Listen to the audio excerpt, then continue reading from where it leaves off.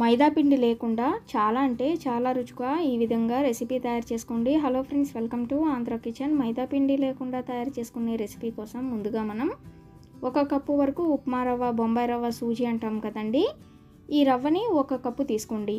ఇప్పుడు మీరు ఏ కప్పుతో అయితే రవ్వ తీసుకున్నారో అదే కప్పుతో కాచి చల్లార్చిన పాలు తీసుకోవాలి. అయితే ఎవరైతే పూరీలు తయారు చేసుకోవాలి అనుకుంటున్నారో, పూరీలు పిల్లలు అడిగినప్పుడు ఈ విధంగా తయారు చేసి పెట్టండి. అయితే ఈ పూరీలు వచ్చేసి మనం స్వీట్గా తయారు చేసుకుంటాము, స్వీట్ పూరీ అని చెప్పుకోవచ్చు. ఈ విధంగా బాగా రవ్వ మొత్తాన్ని పాలలో ఒక 10-15 నిమిషాల పాటు నానబెట్టేసుకోవాలి.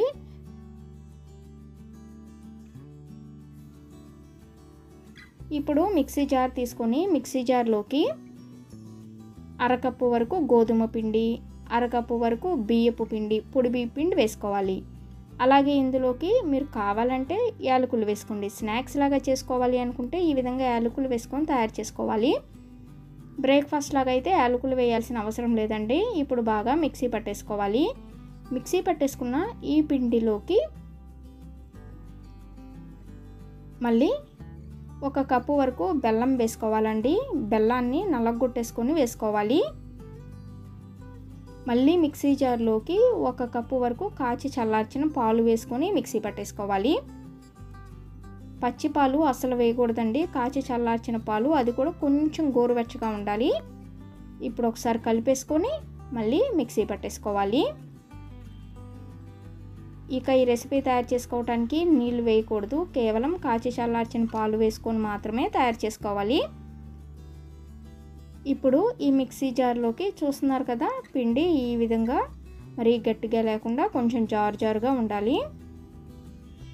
ఇక్కడ మనకి రవ్వ కూడా చక్కగా పాలల్లో నానిపోయింది. నానిన రవ్వని ఇప్పుడు మిక్సీ జార్లో వేసుకోవాలండి.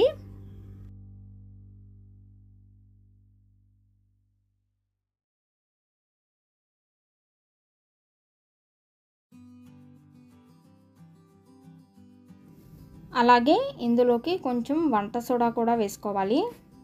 కొంచెం వేసుకుంటే సరిపోతుందండి వంట సోడా అనేది. మళ్ళీ మిక్సీ పట్టేసుకోవాలి. మిక్సీ పట్టేసుకున్న ఈ పిండిని ఇప్పుడు ఒక గిన్నెలోకి తీసుకుందాము. పిండిని ఒకసారి గరిటెతో కలుపుకుందామండి. ఇలా కలుపుకున్న పిండిని వేరొక గ్లాస్లోకి తీసుకొని మనం రెసిపీ అనేది తయారు చేసుకుంటే మనకి ఈజీగా ఉంటుందన్నమాట. ఇప్పుడు స్టవ్ ఆన్ చేసుకొని బాండీ పెట్టుకొని నూనె వేసుకోండి. నూనె కాగిన తర్వాత చూస్తున్నారు కదా, ఇక్కడ మనకి పప్పు డబ్బాల పైన ఇలా మూతలాగా వస్తాయి కదా, ఇలా ఒక మూత తీసేసుకొని ఈ మూతని నూనెలో వేసుకోవాలండి. ఇలా చేయడం ద్వారా మనకి మంచి షేప్ అనేది వస్తుంది, రౌండ్గా గుండ్రంగా వస్తాయండి. ఈ విధంగా కొంచెం ప్లేట్ వేడెక్కిన తర్వాత ఇప్పుడు గరిటెతో ఈ ప్లేట్ తీసేసుకొని వేరే గరిటె పైన పెట్టుకొని గ్లాస్లోకి పిండి తీసుకున్నాం కదా, ఈ పిండిని ఈ విధంగా ప్లేట్లో వేసుకొని ఇప్పుడు వీడియోలో చూపించినట్లుగా ప్లేట్ని నూనెలో పెట్టేసేయండి. ఇలా చేయడం ద్వారా రౌండ్గా వస్తాయి మనకి స్నాక్స్. చాలా అంటే చాలా రుచిగా కూడా ఉంటాయండి. ఇక్కడ మనం కావాలంటే బెల్లం కూడా స్కిప్ చేసుకొని బ్రేక్ఫాస్ట్ లాగా తయారు చేసుకోవచ్చు.